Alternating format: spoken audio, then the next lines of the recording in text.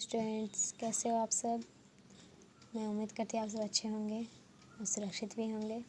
तो आप लोगों को मैंने पिछली बार चैप्टर 2 पढ़ाना शुरू किया था, ठीक है। और आज हम उसी चैप्टर का आगे का पैराग्राफ स्टार्ट करते हैं। तो बच्चों, आप लोग पेज नंबर 14 ओपन कीजिए। तो हकीम जी निर्जन कोठी तक पैदल पहुंचाना चाहते थे। जो हकीम जी जो थे, जो बोले कि मैं आपका इलाज कर दूंगा, ठीक है। तो वो उनको जो था उनके कोठी में जब इलाज करने के लिए ले जा रहे थे तो वो उसे वहाँ तक पैदल पहुँचाना चाहते थे सेठ जी को। पर सेठ जी ना माने, लेकिन सेठ जी जो है नहीं माने। वो बोले, क्या कर रहे हो, 4 कदम चलने पर तो मेरा दम फूलने लगता है। वो बोलने लगे कि ये आप क्या कर रहे हैं, 4 कदम चलने पर तो मेरा दम फूलने लगता है। आप कोठी तक पैदल चलने को कह रहे हैं और आप मुझे कोठी तक पैदल जाने के लिए कह रहे हैं। इतना पैदल मैं हरगिज़ ना चल पाऊँगा। क्या बोला कि इतना पैदल जो है मैं हरगिज़ नहीं चल पाऊँगा। 5-5 गाड़ियाँ रखी है, खड़ी है, गाड़ी से चलते हैं। क्या बोले कि मेरे पास 5-5 गाड़ियाँ हैं, गाड़ी से ही चलते हैं, 5 मिनट में पहुँच जाएंगे। हकीम जी ने पैदल चलने की अधिक जिद ना की। तो हकीम जी जो थे उनसे ज़्यादा जिद नहीं किए। दोनों गाड़ी में बैठकर कोठी पर पहुँचे। क्या हुआ, दोनों गाड़ी में बैठकर कोठी तक पहुँच गए। हकीम जी वहाँ पहुँचते ही सहायक से पूछने लगे, क्या इलाज की सारी तैयारियाँ हो गई है। उनके जो थे सहायक, वो उनसे पूछे कि इलाज की सारी तैयारियाँ हो गई है। सहायक ने स्वीकृति में सिर हिलाया और उसने स्वीकृति में क्या किया, सिर को हिलाया, हाँ कहा, और पीछे वाले कमरे की ओर संकेत किया। और उसके पीछे जो था एक कमरा था, उसकी ओर वो इशारा किए। आगे आगे सेठ जी और पीछे पीछे हकीम जी उस कमरे की ओर चल पड़े। और हकीम जी और सेठ जी उस कमरे की ओर चल पड़े। कमरे के बाहर उनके जूते उतरवा दिए गए। नंगे पैर जैसे ही सेठ जी उस कमरे में घुसे, हकीम जी ने फुर्ती से बाहर से सांकल बंद कर दिया। और क्या हुआ, जब हकीम जी जब उस कमरे में जब घुसे सेठ जी के साथ, तो क्या हुआ, फिर हकीम जी ने उस दरवाज़ा को बंद कर दिया बाहर से।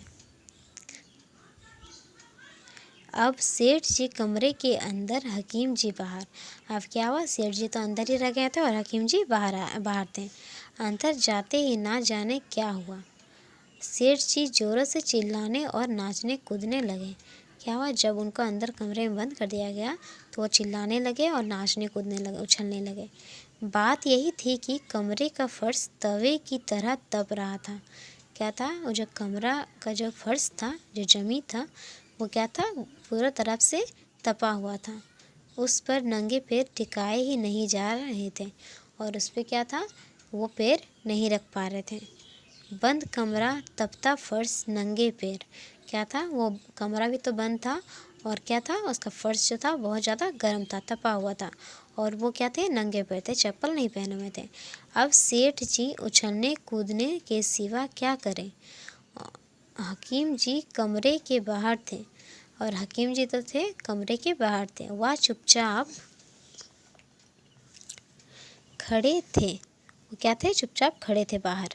गाड़ी के चालक को भी भेज दिया गया था। उस जिस गाड़ी से वो आए थे, जो ड्राइवर थे, उनको क्या क्या दिया था, घर भेज दिया गया था।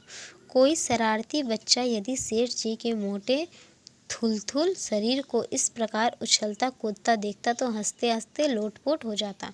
वो जिस तरीक़ा से कूद रहे थे, उस टाइम अगर उसे कोई बच्चा देखता तो क्या होता, हंसते हंसते लोटपोट जाता, यानी वो पूरी तरह से उछलने कूदने लगता हंसते हुए। लगभग 1 घंटे तक वे इसी तरह उछलते कूदते रहे। और क्या हुआ, खुद को उसके ताप से थोड़ा बचाने के लिए इसी तरह से उछलते रहे 1 घंटा तक। उनका शरीर पसीने से लथपथ हो गया और वो पूरा पसीना पसीना हो गए। सेठ जी थक कर चूर हो गए और वो थक गए उछलते उछलते। अब धीरे धीरे फर्श की तपन कम होने लगी थी। अब क्या हो रहा था, धीरे धीरे जो फर्श तपा हुआ था वो धीरे धीरे कम हो रहा था। सेठ जी का उछलना कूदना भी उसी हिसाब से कम होता गया। और सेठ जी भी क्या किए, जब कम ताप लगने लगा, गर्म कम लगने लगा, तो क्या हुआ, उसका उछलना जो था थोड़ा कम होने लगा। सेठ जी हकीम जी को जी भर कर कोस रहे थे। और वो क्या कर रहे थे, हकीम जी को कोस रहे थे सेठ जी। पर कमरे के बाहर खड़े हकीम जी पर इसका कोई असर नहीं हो रहा था। लेकिन हकीम जी पर जो है उनकी इन बातों का कोई असर नहीं हो रहा था। पूरे 1 घंटे बाद हकीम जी ने उस कमरे का दरवाज़ा खोला और 1 घंटे होने के बाद क्या किया, हकीम जी उस दरवाज़ा को खोले। पसीने से लथपथ बंधा हुआ सेठ जी हकीम जी को गालियाँ बकते बड़बड़ाते हुए बाहर निकले और क्या किए, वो गुस्सा से उनको कुछ मुंह से बड़बड़ा रहे थे। हकीम जी धैर्य की मूर्ति बने सब सुनते रहे और हकीम जी जो थे वो उनकी बातों का कोई जवाब ना देकर उनकी बातें सुनते रहे। उन्होंने सेठ जी को एक पेड़ की छाया में बिठाया और वो क्या किए, उस सेठ जी को एक पेड़ के पास उनकी छाया में बिठाया। कुछ देर विश्राम करने के बाद सेठ जी को लगा कि उनकी तबीयत अब कुछ ठीक हो रही है। अब कुछ देर पेड़ के पास बैठने से उनको थोड़ा महसूस होने लगा कि उनकी तबीयत जो है थोड़ा बेहतर हो रहा है पहले से। तब हकीम जी बोले, सेठ जी मैंने तो पहले ही कहा था कि आप किसी बात का बुरा नहीं मानेंगे। वो बोले कि मैंने आप लोग को पहले ही बोल दिया था कि आप किसी भी बात से जो है नाराज़ नहीं होंगे। पहले आप 4 कदम भी ना चल पाते थे, अब पूरा 1 घंटा उछलते कूदते रहे। वो बोले कि पहले आप जो हैं आप 4 कदम भी नहीं चल पाते थे और आपने अभी 1 घंटा तक उछल कूद किया। आप खुराक तो अच्छी लेते हैं पर शारीरिक श्रम बिल्कुल नहीं करते। क्या बोले, आपका खाना पीना तो ठीक है लेकिन आप शारीरिक जो श्रम होता है आप काम कुछ नहीं करते, व्यायाम नहीं करते। यही आपकी बीमारी का कारण है। क्या बोले, आप व्यायाम नहीं करते हैं, यही आपकी बीमारी का जो है कारण है।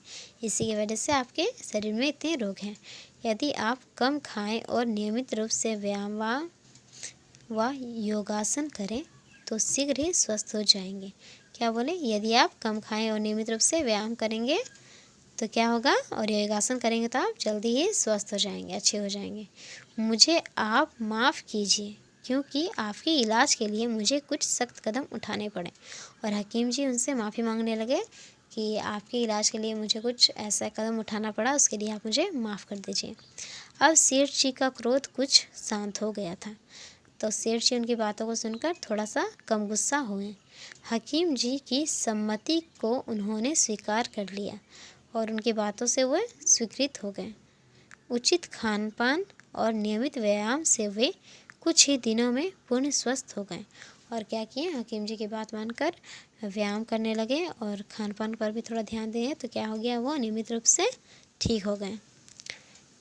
अब हकीम जी से उनकी रही सही नाराज़गी भी मिट गई और वह हकीम जी से जो थोड़ा बहुत गुस्सा थे वो भी क्या हुआ, उनका मिट गया। वे हकीम जी के मित्र बन गए और उनकी प्रशंसा करने लगे। और वो क्या हुआ, हकीम जी के मित्र बन गए और उनकी तारीफ़ करने लगे।